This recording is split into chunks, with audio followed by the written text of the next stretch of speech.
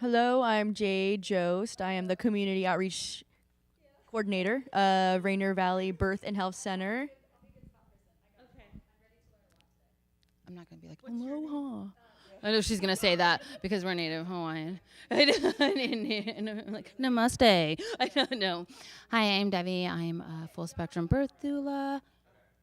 Oh, well, let's pass that mic back now. Hi, everyone. I am Kiki Dominguez. My pronouns are they, them. I am the Associate Artistic Director of Mirror Stage, and welcome everybody to our community forums. I would like to start by offering a land acknowledgement. So we here at 12th Ave Arts are on the Duwamish territory, and we honor their elders, past, present, and emerging.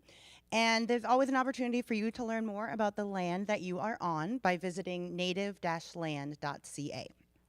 So we're here with a few representatives from the Rainier Valley Community Clinic for our panel on reproductive justice and maternal health. So we're going to go down the line. I'll give everyone an opportunity to say your name, your pronouns, and what it is you do at the clinic.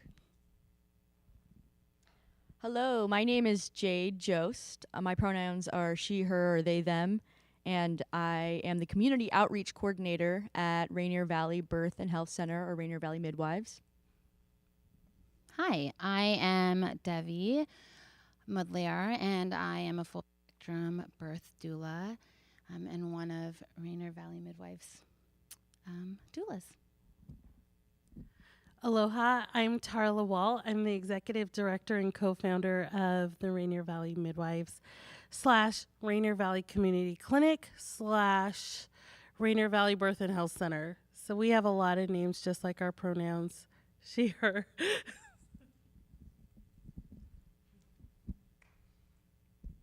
Wonderful. Well, thank you all so much for joining. So we chatted a little bit, and we want to know about the mission of Rainier Valley Community Clinics or the Birthing Center. Is it all one mission, one umbrella mission, and then different things? Yeah, so can you tell us a little bit more about the mission and the community that you serve? Yeah, I can start with that.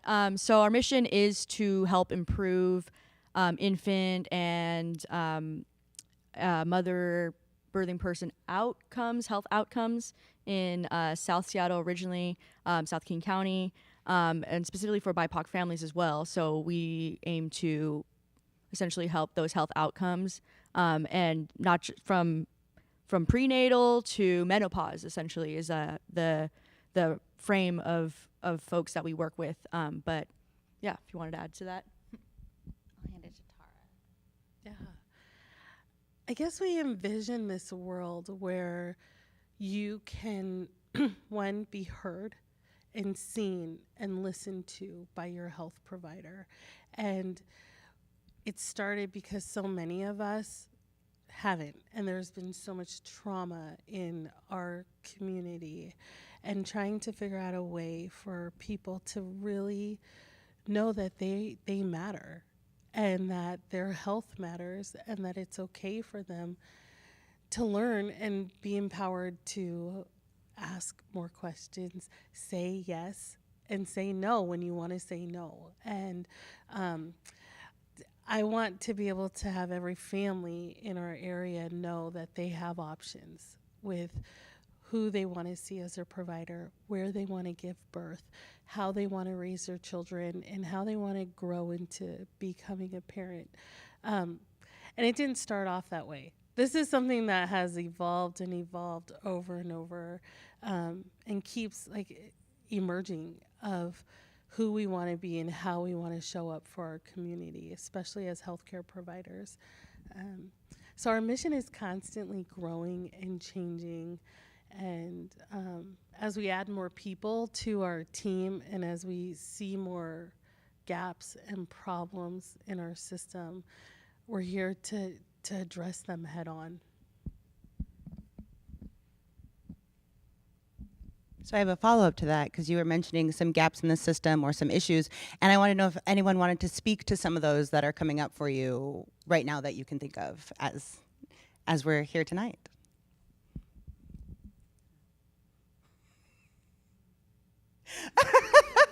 No, I know. I was like, Is there a major one that you can speak to, maybe specifically in Seattle or Washington, or specifically the community that you serve? Yeah, access to care. That's it.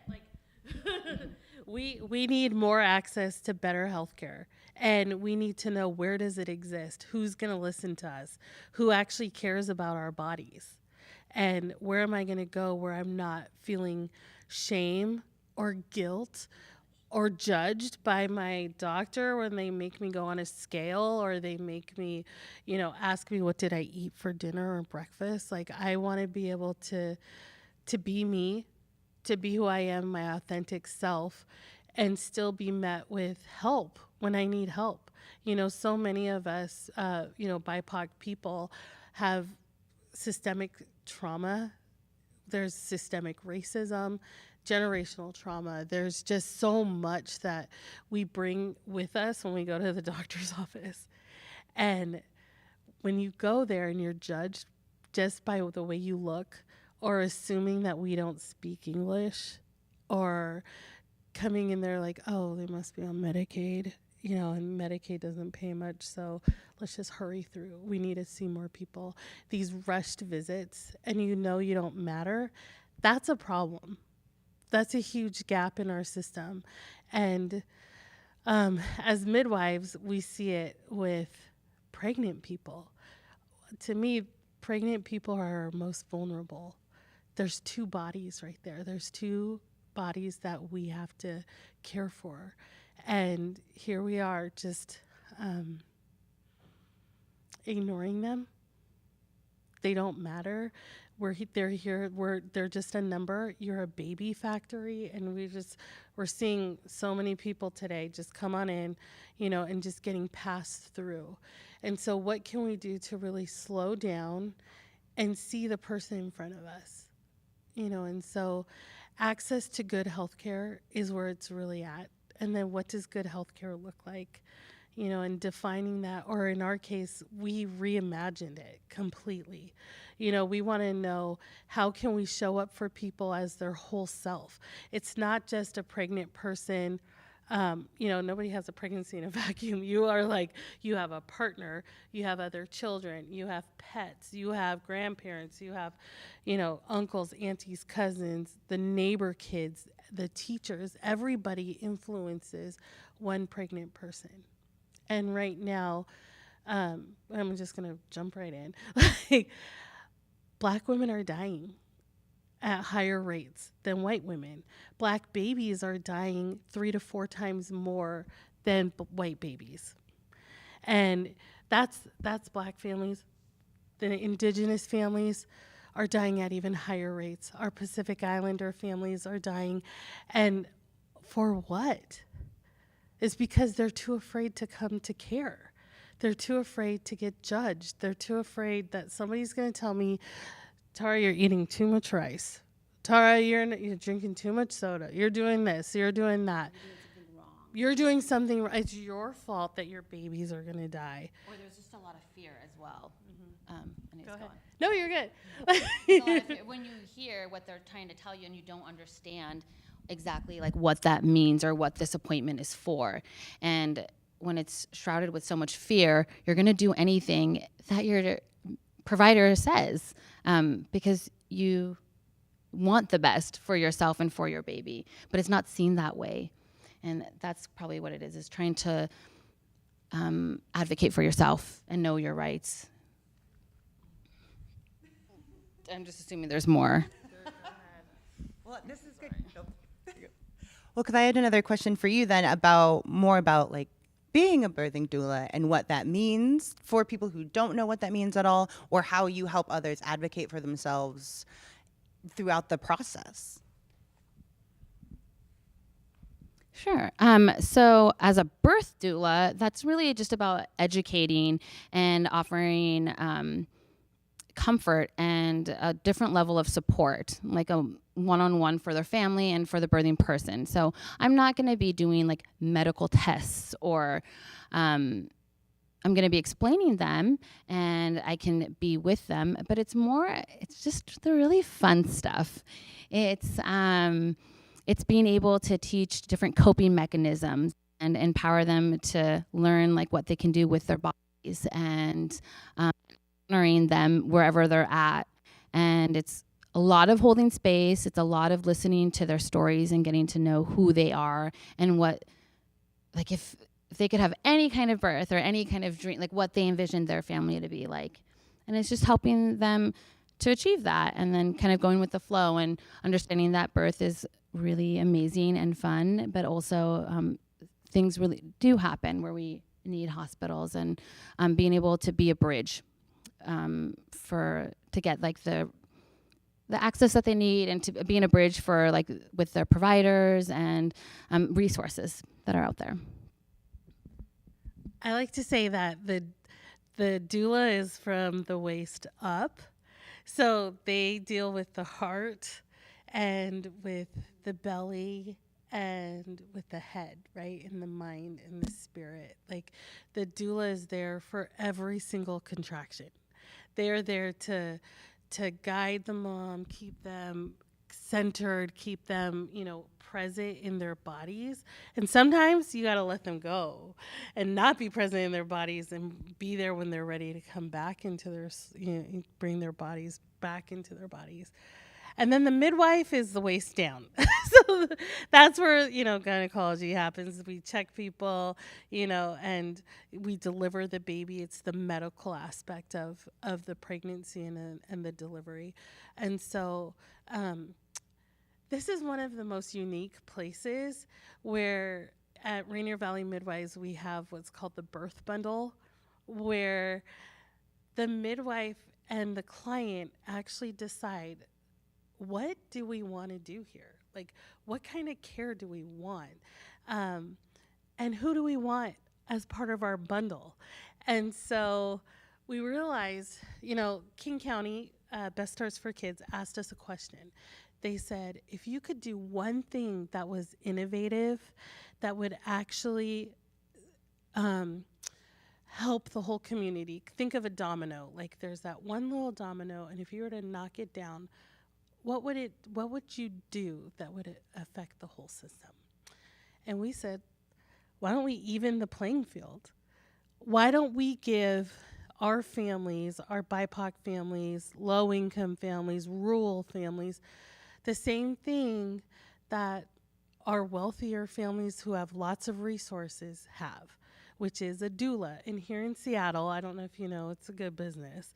They make between $1,500 to $2,000 a birth. They're making more than midwives, let me just tell you this. And so, and they come and do postpartum visits where they pay $40, $50 an hour. And so families are putting up $2,000, $3,000, $5,000 to have people come in, professionals come in and be their labor coaches and be there for them, and they pay them to help them, which is why they have good outcomes. So if you look at the outcomes, people who birth with a smiley helping person, whether they're trained or not, will have good outcomes. But then you give them a trained professional, they have amazing outcomes, which is why doulas are so important. And so we said, why don't we give everybody a doula? Everybody deserves a doula. What if we also give them lactation support and teach them how to feed their baby before they even have them and feed them after? And, some people will chest feed, breastfeed, bottle feed, but, babies will really, they're hard. I don't know if any of you are parents here, but it's hard to feed a baby, and it's hard to feed a baby when you've just recovered from having a baby and being pregnant for 10 months. It's hard and it's exhausting. And so many families who are well-resourced can pay for that help. And so we said, what if we provided all of those services at no cost to our families? And so that's what we did. It's called the Birth Bundle, where everyone can have a choice. You and your midwife will decide, where do I want to give birth? And we say, you don't have to decide today, but you can have your baby at the hospital, and we have partnerships with some really amazing practices in the hospital. Or you can have your baby at home, which we love home birth. Or there's the middle. Everybody's like, I don't know if I'm going to have my baby in my bedroom. But What about the birth center?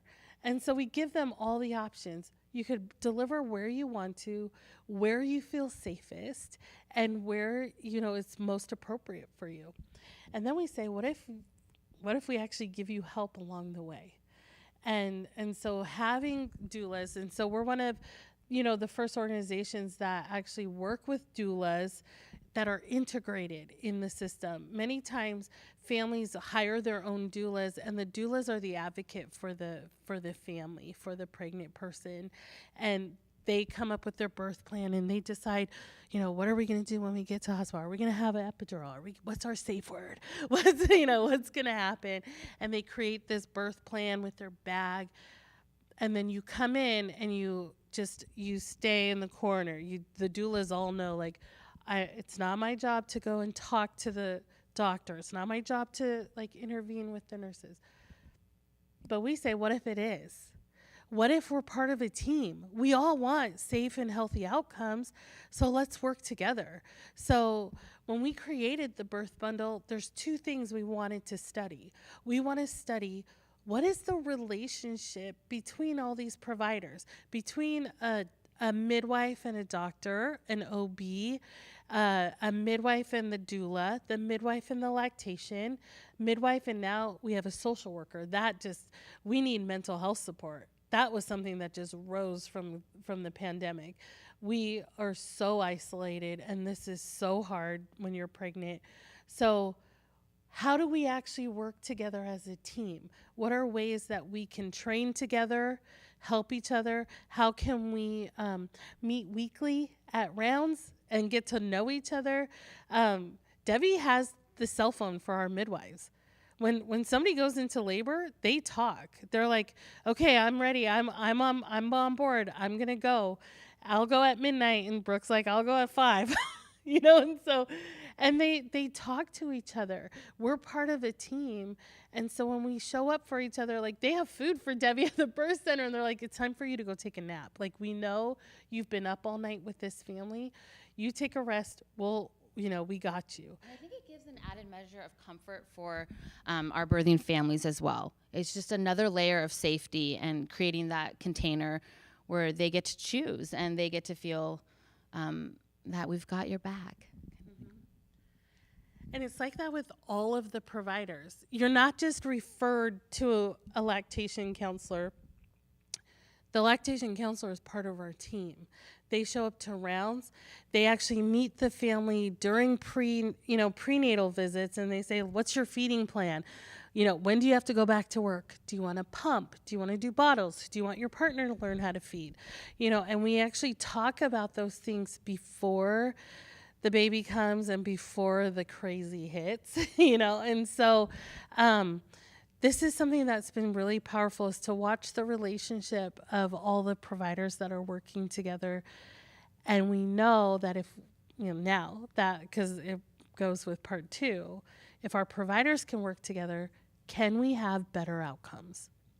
And that's really the kicker, is that we know midwifery care works because we spend more time with our families, because our families are low risk, healthy, pregnant people to begin with. So we have naturally better outcomes. But if you were to compare apples to apples and look at low risk, healthy families in the hospital, what are their outcomes? They're still dying 3 to 4 times more likely than white people. And what are we doing here with midwifery care? We're shutting that down. That's what's happening. We are actually addressing the problems at the root. We're addressing the systemic stress that people are under. We're addressing the racism that's under, and are we perfect? No. Is this hard? It's the hardest work I've ever done in my entire life. And I was a door-to-door salesperson, and this is way harder. And it's because it's heart work. We are doing actual work that matters and saves lives.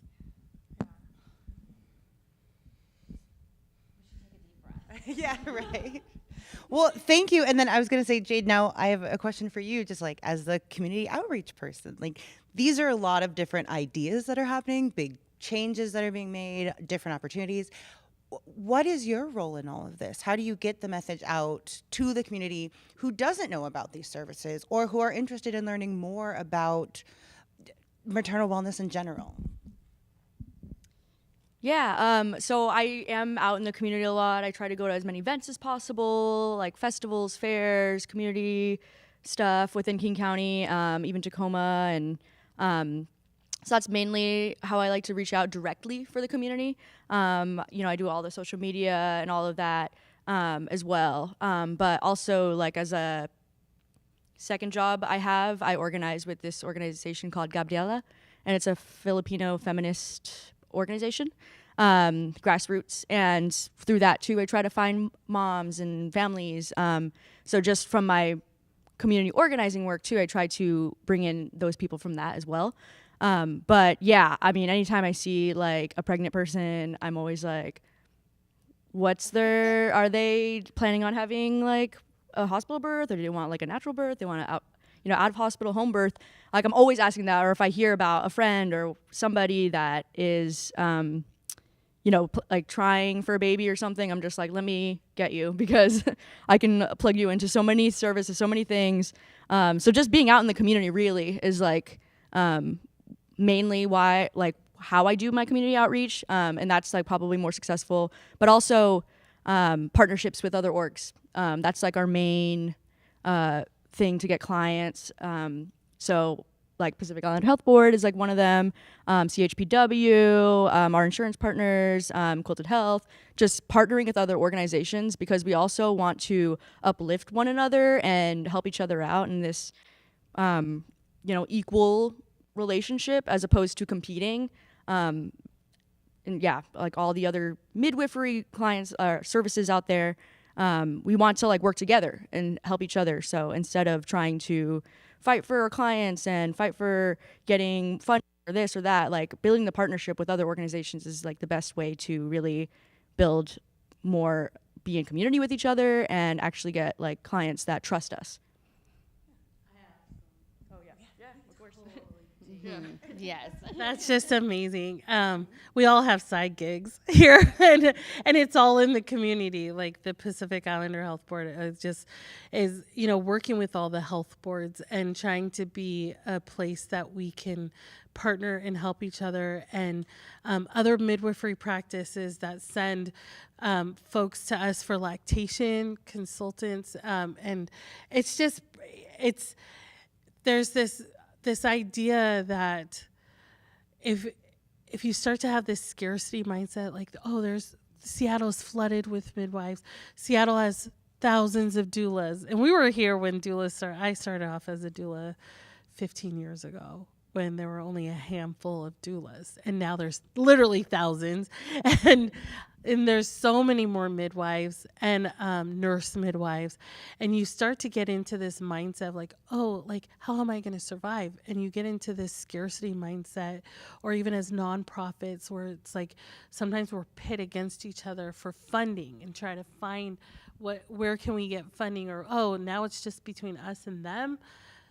But we have to shift our mindset and have the reality that abundance breeds abundance, that there's plenty of pregnant people to go around. There are plenty of families having babies, and not every family is for every midwife. Like, it's not for every doula. There's a lot of ego that's removed, for sure, with working with Rainier Valley midwives, because it's always for the best. Yes, I was just adding on that Tara was just saying about like the abundance, and really what it is with Rainier Valley midwives that I've noticed the most is that there's no ego. It's always like, what's the best outcome for these birthing people that we're serving?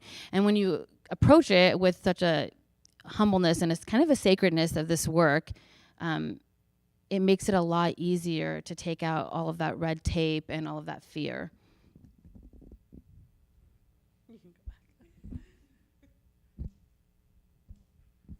Okay, so I want to give everyone a moment to think about this question. So everyone's coming from a different role within the organization, and so I'm curious on what is a question, or even a few different questions you can think of that are like the top question you get either from people in the community who are curious, or from new parents or soon to be parents, or people considering, just all around, what comes to mind when you think of, oh, this is a question I get a lot? And then can you kind of speak to it for our viewers? Yeah. So one of the questions that I get a lot from other people that are not even pregnant is like, is this safe? Is it safe for you to have a midwife and not be in a hospital with a doctor? Like, are you gonna die? And that's just the lack of understanding of like what you're capable of in your body, and also what your choices and options are. And I guess that would be like a fear-bred thing, like as a society, that idea that you have to go into the hospital. And also that social media as well, and just the way that it's portrayed, and like labor is portrayed in general. Yeah, I get, since I'm on like the community facing side of things, I do get a lot of questions. And the main one is, what's the difference between a midwife and a doula? And Tara kind of spoke to it, which is, you know, the doula does like the waist up, and then the midwife does waist down. And I've said it like that as well, like, oh yeah, they're more on the medical side for midwives, and then doulas, you know, are more of like a coach. And then another question that I get is just like, what, you don't do epidurals then? Or like something like that. I'm just like, no, actually, this is like, we don't have that. It's like more of a hospital birth. And I had to go into explaining, like just kind of like what you were talking about, like how it is safe for people to have babies outside of the hospital. And I always have to, you know, reiterate to people that this is what human nature has been doing since the dawn of time. So there's a lot of that I have to address, like when I'm out in the festivals, community, and all that. And it's all innocent, lighthearted questions, because I had those questions too at one point. So, yeah. Do you have any? Of course. My favorite question is from one of our very first client that walked into the Speedy Mart, where we started at an old Speedy Mart, and we were literally painting. There was stuff all over the place, and she just was knocking on the door, and 38 weeks pregnant, and she walks in. Her name, she was just like, "Are you guys finally open?" And I go, "Yes." And she goes, I've been watching this sign. I live right up the street, right behind the Speedy Mart, and I've been watching for you. And I said, "What? How pregnant are you?" She's like, 38 weeks. This is my 6th baby. And do you deliver at home? And I'm like, "Yeah, we sure do. Have a seat." And so we just talked, and I told her the spiel, paint and everything. And she started pinching herself. And I'm like, "What are you doing?" And she goes, "Is this for real?" And that's my favorite question. When they're like, "Wait, this is my 6th baby, and I've had a horrible experience at the hospital for all 5 of them. Is this for real?" And her birth was magical. And I said, "It was for real." And she literally caught her own baby and had the most amazing experience that you could have. And I'll tell you, she actually turned around, and I was pregnant, and she came to my birth, and she was there with me. And it's for real. Like this sense of community that we're building, and this sense of power and empowering each other to help one another, it's real. And just last week, we had a couple teen moms come in to care. And the first one was 12 weeks pregnant and had not seen a doctor yet. She peed on the stick at her doctor's office, but they can't get her in until mid-May. So another 3 weeks. So she wasn't going to be seen for 16 weeks. And I said, "Is that for real? Like, that's crazy."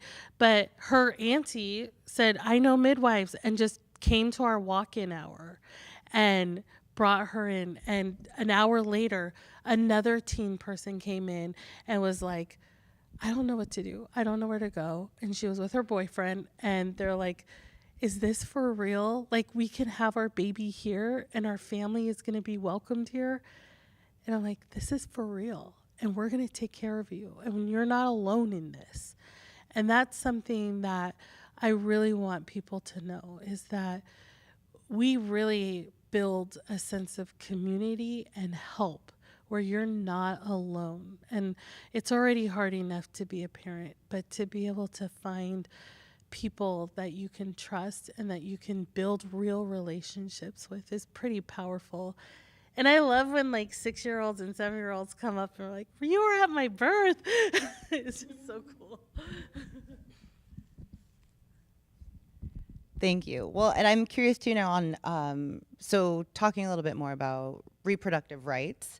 And so we often use the language about choice, but can you talk a little bit more about how a person's differing identities can impact their access to choice and reproductive services?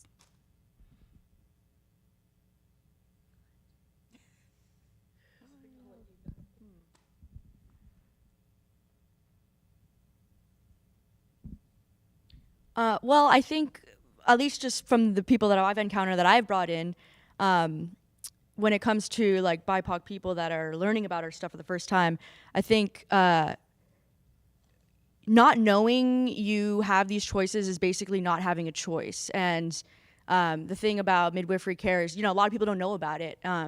And like, especially when you meet with our midwives and our even nurse midwives and all that, there's just so many more options that they bring you for care that you wouldn't even get at like a doctor's, like a normal doctor's office. And so when it comes to choices, like, you're actually being told all the other choices that you don't have. Like, we try to be culturally relevant, not so much, pushing for medication, but herbal natural remedies and stuff like that. And, other things that the medical industrial complex, tries to force upon us. And so, yeah, with the choices, I feel like we certainly at least give everybody the options to choose from.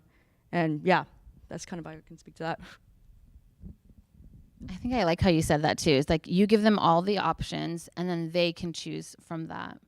And they also get all of the benefits of having multiple touches, I guess, of different, like a grief doula or, speaking to the midwife. And there's just a lot of options there. With freedom comes a lot of responsibility. So, I love that we give informed decision making and we say we're going to meet people where they're at. It is hard. It is hard as a provider, when you're medically responsible for somebody and they choose things that it's like, okay, I would not choose that, but this is your choice. Like, we have to say, okay, this is your choice and we're going to make it safe for you. That's something completely different, right? Like, when you're saying, these are all the options, you're picking one of the hardest option, but we will figure out a way to make it safe and to keep you and your baby safe. And then we have to do that. We have to follow through. And it is not easy. And doing community care where people don't have resources to make better or having the option to have better choices, and you have to choose things that are just difficult, it's going to be difficult, then we have to be able to figure out how to support that. So, you're asking kind of a loaded question, like, how do we help people with choice? And we give it to them. They have freedom, and it's a huge responsibility on us and on them. And sometimes we even have to make them write down, this is the choice that I'm deciding. This is the reason why. My midwife said this can happen. These are the risks. These are the benefits, and I choose these risks. I release them from this. This is my choice. And that is pretty empowering and scary as F. Like, it is. And that's the world that we're That's what we're saying when we say, can we give people freedom and choice? And we can. Yes, we sure can. And it sure is hard. Yeah.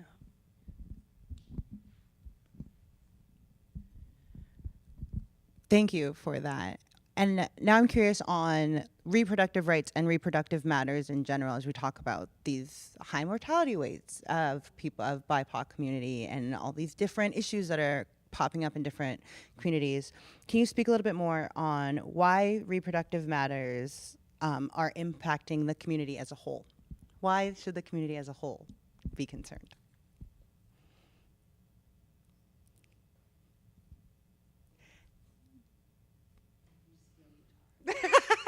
I know I feel everyone like, obviously we're talking about lives here. I'm like, yes, but tell us more.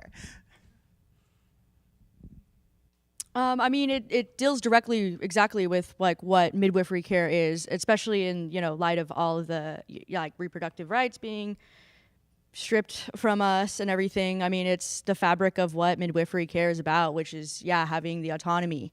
And so, seeing like recent, bills being passed and things being repealed, it's like we're moving backwards. And it does concern, I mean, it does make me wonder about, the future of midwifery care. For here we are trying to be autonomous, giving people autonomy.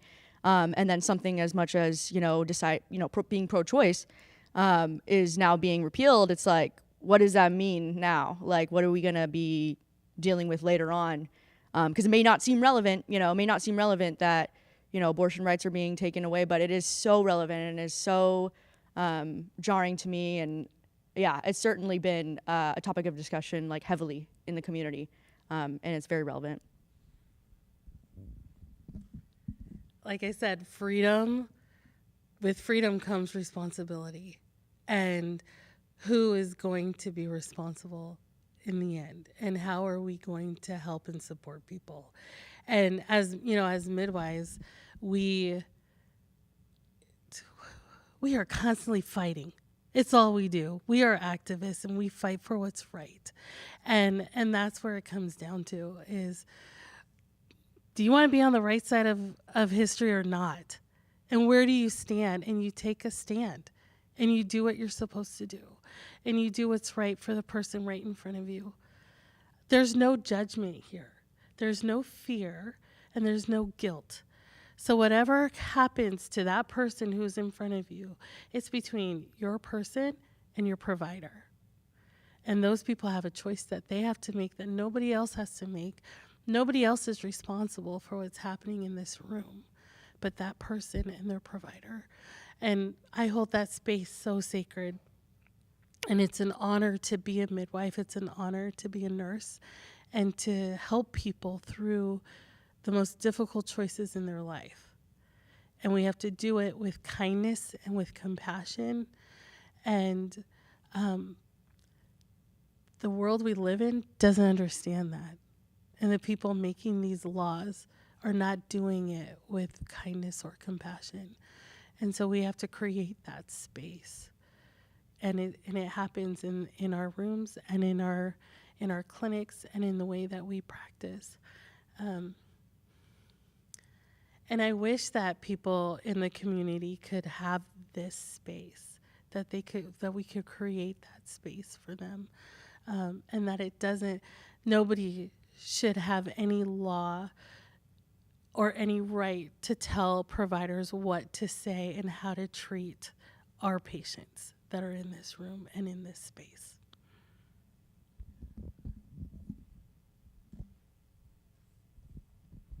Thank you.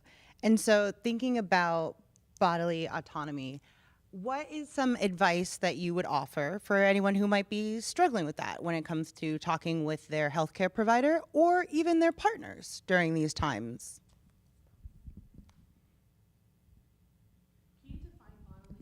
I was going to say, does anyone want to define it as we chat through this? Because Go ahead. what it can be what it means for you and how you talk with it with others. Well, kind of like what I was saying before about choice, like definitely listen to your intuition for sure for whatever you feel. But being able to know all your options and making the informed decision. I think that has a lot to do with bodily autonomy, because you don't know what you don't know what you don't know. And so being able to exercise bodily autonomy in like an actual like free way, being able to know that, making the informed decisions, having all of the information available to you to make that decision. But ultimately, listening to your intuition, never second guessing yourself, like just going with it. Like whether you're at the doctor's office or if you're just at home and you're feeling weird or something and you want to you think that you don't need to go to the doctor or see somebody, just listening to your intuition as much as possible, and also filtering out all of the just misinformation, all of just the news right now, like all of the things that are telling you this is right, that's wrong, like filtering all that out, and listening to yourself is what I would say about bodily autonomy. I think on my end, it's mostly addressing fear and trauma or other personal experiences that people have. And once they can address that and overcome those things, it's a lot easier for them to articulate or to voice their needs and get in touch with their body, and know and feel their body and kind of be at one, like mind and body. That's kind of my role, I guess, as regards to like bodily autonomy. And I will say the ripple effects are quite beautiful, because then you just see these, then all of a sudden now they're teaching their children about boundaries or about like, this is my body, and being able to say vagina or like things that they couldn't do and didn't know how to. It's very taboo in our culture. So we're Pacific Islanders, and you don't talk about your body. You don't say what's going on, especially your mental health or how you're feeling or trust. Or if somebody offended you, you suck it up. You don't talk about it, and it's very hard to undo that, and that having open discussions like this doesn't happen in my community, and we're just starting to create spaces to have these discussions, and it definitely doesn't happen with partnerships either, and that's something that we've learned from our parents and grandparents, and the divorce rate is so high right now, and you wonder why, and you see where do all these things intertwine and come from, and helping people to trust themselves, kind of like what Jade said and Debbie, and realizing that they know their body best, and it's okay to know your body, and to find somebody who you can trust also.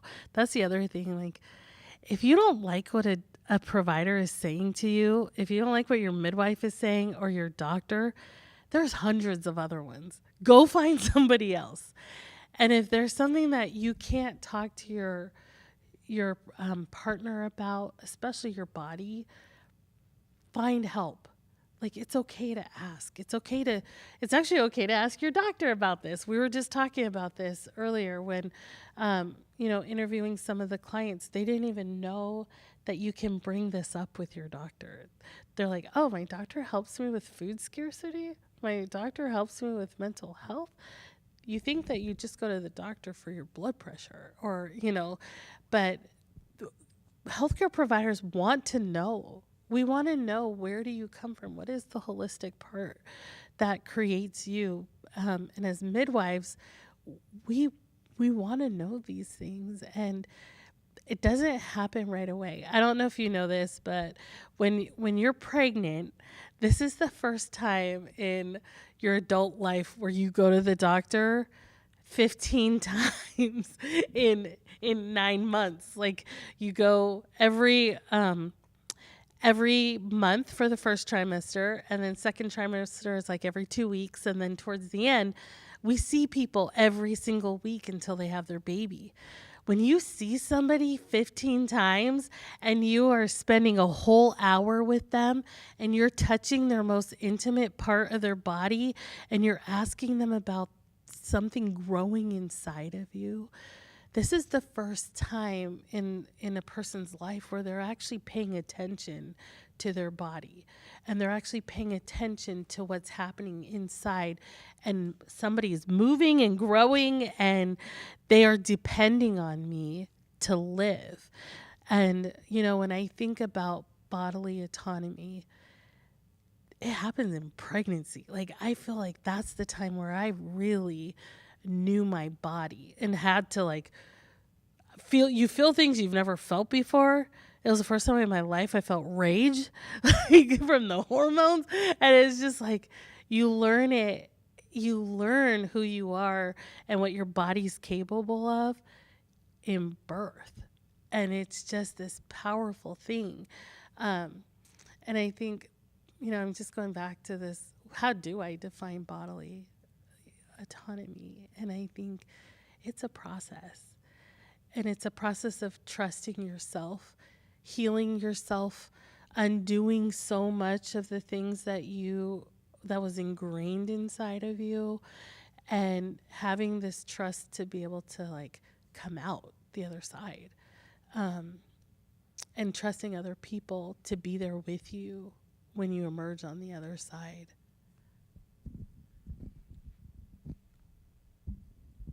So you spoke a little bit about the amount of times that people will be seeing doctors and midwives and doulas during pregnancy and then after. So I'm curious, because that is a really private time for a lot of people, so people might not know what they should be asking to get some more ideas for different choices and options they have. So I'm curious, does anyone have any feedback for us on like what questions should be asked of your healthcare providers during this time? Then this can be prenatal or during pregnancy or even postpartum. What are some questions that people should be asking their healthcare providers?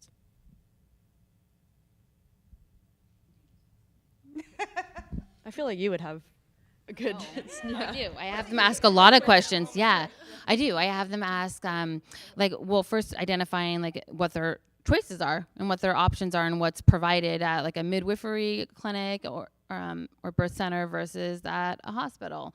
And also one of the things that I always say too is to tap into how you connect with your provider. Like if you feel like they're paying attention to you, or even sometimes asking them questions that you might have, like, is something that you want to experience like culturally maybe in your birth, is that okay?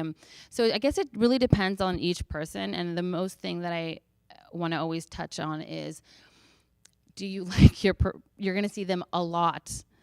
Do you like them? Do you think you can grow into a stronger relationship with them, that they see you and that they see who you are in a loving way, and that you can trust them and enjoy being in their presence? Because you can't really fake that when you're in labor. It's really raw and intense and real. And if you don't like your provider, or if you're not trusting them, or if they're not listening to you, it's going to be really difficult for your doula and everybody else to create the best outcome, I guess, of your labor and birthing experience, and also your prenatal experience as well. Here's just like a technical advice, but a lot of people are limited to who they can see based on their insurance and what their insurance covers. So go online, open your portal. You can look on the back of your insurance card to see where does my insurance cover. And then from there, you can do research at home and just look, use your phone and check out the different practices in your area. See what they believe in. It's on their websites. Everybody has their values and their mission and where they deliver. And you can see right through the flowers and the pretty babies and see, okay, do they resonate with me? Is that the way I want to be? And there's a lot of people who definitely want the hospital. Like 98% of the people here want to deliver in a hospital. Okay, which hospital should I go to? How can I figure out which one's going to be safe? Which one has call schedules? Is it important for me to know who's going to be at my birth? Very few doctors and very few midwives, honestly, do not guarantee continuity of care. So it means when you come into their practice, you're on a call schedule. So you're going to see, you'll have one main doctor, but you're going to see about 6 or 7 of them throughout your pregnancy. And you're going to see your favorite doctor on a Thursday from 9 to 9, and you just hope you go into labor on Thursday from 9 to 9. And that's how it works. And sometimes, doctors are only on call 4 days a month. So the chance that you'll get your doctor at your birth is very slim. So you have to just be okay with that, and that's what people are living with. And this just blows my mind. They're okay with that. And something that we really want to have is a relationship and continuity of care. And so it's been a struggle, and we're like, how can we guarantee or have a very good chance that you'll get to have your midwife at your birth? And so we've come up with a system, and it's not perfect. Sometimes midwives are off call and our teammate will deliver, but our team is small. We have 3 to 4 midwives. So, but most likely you're going to get your midwife at your birth. And that's our goal. So, how important is it for you to have your doctor or your midwife at that birth? Are you okay to let go of it and just some random person is going to be at your birth? It's just like some random nurse is going to be at your labor, and you're assigned that nurse and you just love your nurse by the end of it. Shout out to all my nurse friends. But it's the luck of the draw. And then you're on call with is this a doctor who's really tired, who just wants to do a C-section and get this over with, and let's just get this baby out, and that happens too. It's the luck of the draw. It's the luck of the hospital. It's the luck of the culture. So when you're looking at where are you going to deliver your baby, look at the culture of the organization that you're looking at. What is their culture? Do they all go to golf tournaments? Do they have things? It's for real. It is still happening. And it's just so, you have to know. Is that a question you would ask? Yeah. Heck yeah.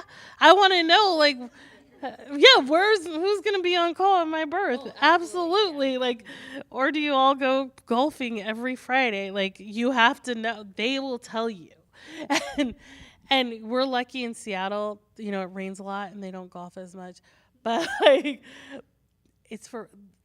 just came back from a conference, a nationwide conference, and we are so lucky to live in Washington State. We are so lucky to have a more progressive outlook on midwives and a progressive look on birth and on choice, because I was in New Orleans and in the South, I can't even imagine what they're going through right now and their rights that are taken away. And it is so unfair. And I just sat there and I'm like, midwives can carry medicine. Midwives can do oxygen. Midwives have every medicine and every intervention that we can have at home is at our fingertips. And we are trained and we have licensure and we can take insurance. We're so lucky. And there's people that just are doing this out of survival. So ask the questions, ask all the questions. And if they're not going to give you the answers, they're not the right people for you. Yeah. So are there any workshops or classes that people can come to, drop in on, or sign up for? And are there anything that's coming up here in the spring? Yes, actually, we have a childbirth education class every Tuesday from 6 to 7:30, and that is drop-in. Our Nidra Lloyd, who is also a doula of ours, she's a childbirth educator, and that is drop-in. We do it in sessions every day or every week. There's a different lesson, whether it be talking about lactation or talking about how to breathe during labor, or there's just a bunch of different topics, and it's a real intimate group. So that's what we currently have going right now. But And it's open to everyone. yeah, it's open to everyone, not just like people who are expecting and everything, but all partners can come. Anybody who's even thinking or postpartum. Some people come to those lessons even after like they've had their baby. So yeah. And you don't. Yeah, and even if you're not with Rainier Valley, you can midwives. You can still attend, and Yeah. there's actually lots of resources though. Another opportunity we have at our clinic is every Wednesday at 3 p.m. We have just an open house. So you can come and do meet and greet. That's what it's called. We have a meet and greet so you and your partners can come through, meet the midwives, hear the story, hear what we have available. They'll learn about the birth bundle. If you qualify, how does this work? They'll learn about belly talk on Tuesdays. This summer, we're going to have Hello Baby, which is a postpartum group that's going to start. And then we're going to have a yoga class. For a community yoga class for pregnant and non-pregnant people. And then we're starting Tummy to Table, where we're going to talk about healthy foods that you can cook for your family and using fresh ingredients. And we've partnered with some local farmers to be able to give out free grocery bags of what we're cooking that day. And we've partnered with local chefs to be able to prepare the food. And I would love to have a recipe book by the end of this, but it was funding that we've gotten through BSK, the culturally relevant grant. I can't remember the name, but it's there to help us really look at if we have other resources around us, will it improve our mental health? And so this is our behavioral health grant that we believe if we're in community, then that helps us feel better. And so creating these spaces of like Hello Baby, Tummy to Table. We also want to start a preconception care to help people get pregnant. It's very easy to do family planning and just put in an IUD or talk about different methods to prevent pregnancy. But a lot of people struggle on the other end when they're ready to get pregnant, especially when they're older and decide to get pregnant after their career, which is happening more and more often. There's a lot of people choosing to be single and what that looks like and how to get pregnant in that way. So we're going to offer 2 courses every 6 months on how to prepare yourself for pregnancy. Wonderful. It sounds like there's like a lot of fun stuff happening this summer. And I like this idea too that you're talking about, that it's not just for people who are currently pregnant, but for people who have kids or who are thinking about kids. So just to come in, learn more, see the community, gain that village. So that's amazing. I want to open it up because I do have some people in the audience. Does anyone have any questions or anything else that we haven't covered or anything that I haven't thought of?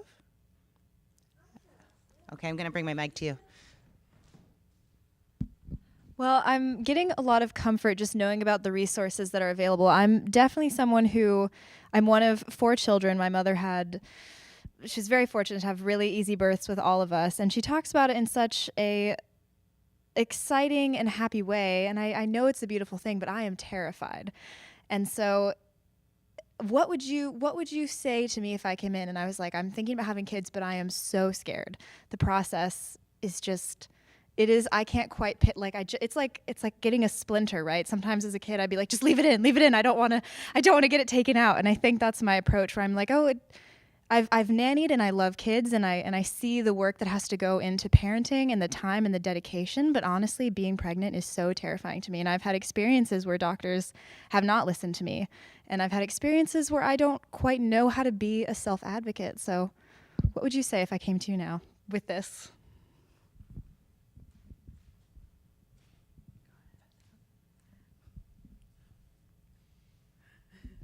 I would say get a doula, for sure, and get somebody who can help you navigate through all of those fears and like not even like identify them and isolate each one, and to take a deep breath. You're gonna be okay. You're doing great. I know. And also probably then you'd probably want to see somebody then who's like probably a midwife who could just give you a consultation, a longer consultation, or go to a different provider who would specialize in like fertility, or somebody who can give you the time to address all of these feelings that you're having and to help you articulate, just to help you identify exactly what is terrifying you. I'm not gonna lie, it is terrifying. It really is. And that's why it takes 40 weeks for us to grow babies. And it takes that long. And what's so crazy is by the time you get to 38, 37, you're like, get this baby out. I'm ready. I am ready. But it really does. It takes us that long to like, okay, there's a baby inside. Okay. And it takes a while to even feel them move. It takes about 16 weeks and it just feels like little bubbles. And you're like, I was clueless and I forgot I was pregnant and it's just gas. Yeah. And then it wasn't until like 30 weeks that I could feel like actually the poltergeist is growing and feeling and like, but it takes you that long to get used to it. And that's okay. And it's a process and it's a journey. And then you have a baby in your hand, and they're even more terrifying on the outside than in the inside.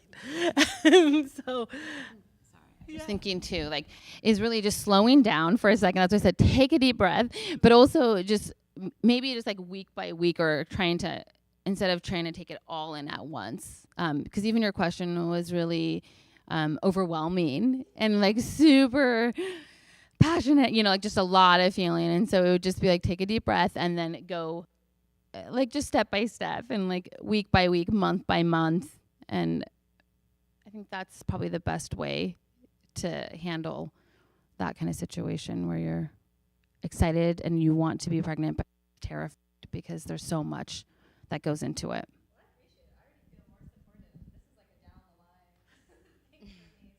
come to one of our classes.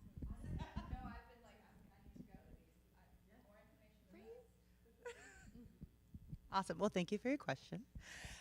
Okay, so then, yeah, we'll just start to wrap up. I just want to give you all a chance to share anything else that you want to. Any final thoughts, any final words of wisdom, anything else that you're like, oh, wait, I want you really to know this about us as a group or us as an organization.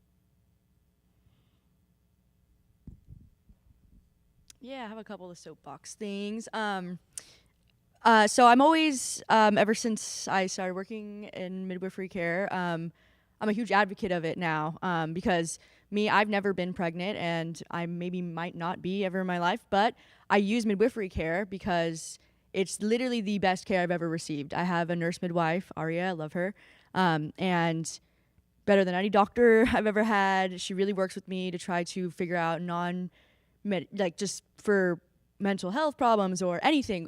She really works to try to do it herbally and naturally and stuff like that. And so I'm always just advocating for that, whether or not you want a baby. But, we have way more things that we can care for besides just pregnancy. And I think that's one thing that I also just wanted to touch upon in general. We take care of people until menopause, like until after menopause. So, there's plenty of clients that we have that aren't pregnant, including myself. So I always like to advocate for midwifery care, not just within pregnancy, but within all your medical needs. And then another thing, just to close us off, we are running a campaign right now for Give Big Washington, and that ends tomorrow. And I think Mirror Stage might be also running one because this is a statewide annual campaign of giving for Give Big.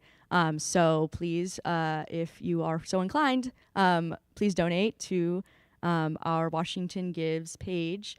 But yeah, other than that, you'll see us out in the community. This summer, we're going to be at the Pride events, Juneteenth. There's a lot of stuff that we have lined up for this summer in our schedule. So you'll see us out there on our booths and all of that. So come say hi.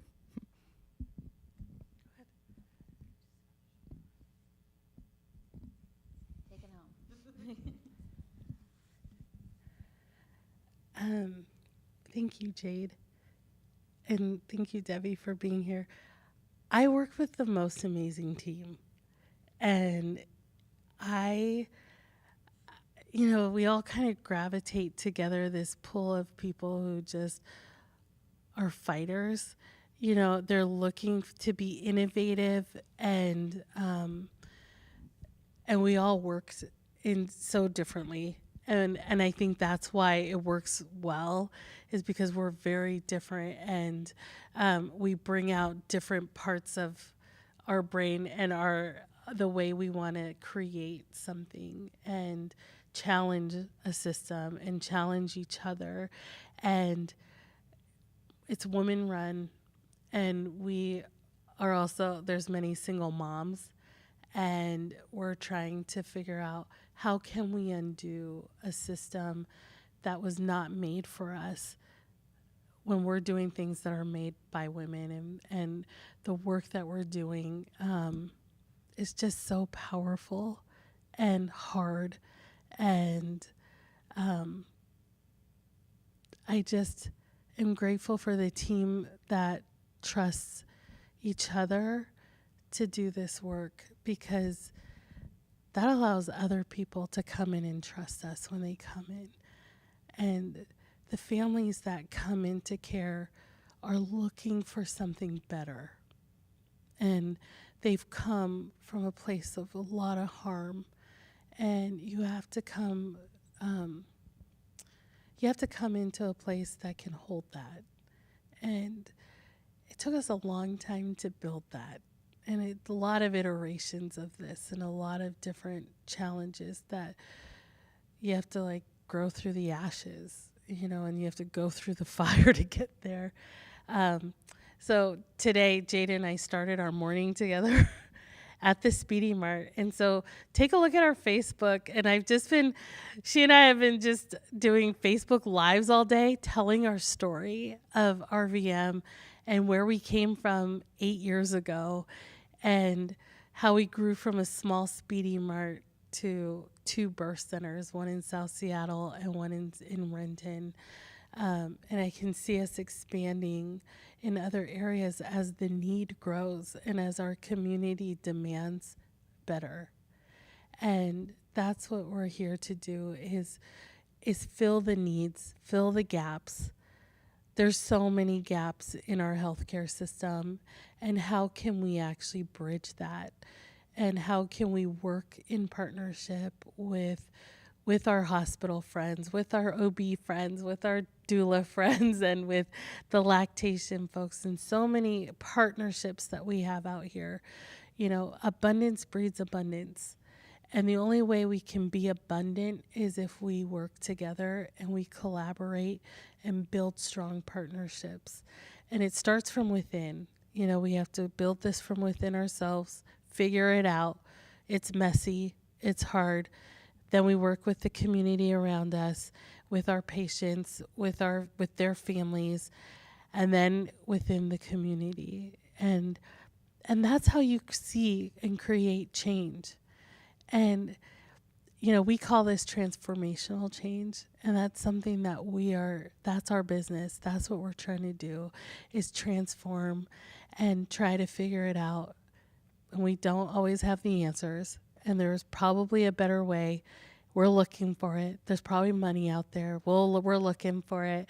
There's friends out there, and we're looking for them, and it's something that we just have to keep going.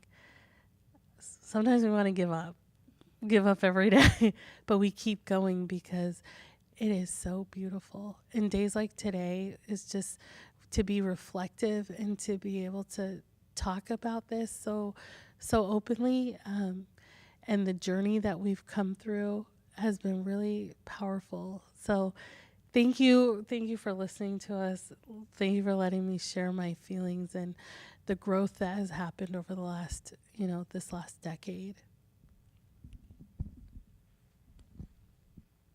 Well, thank you three too also for being here and being a part of this conversation. And I always feel like I learn so much from you when I have an opportunity to like chat.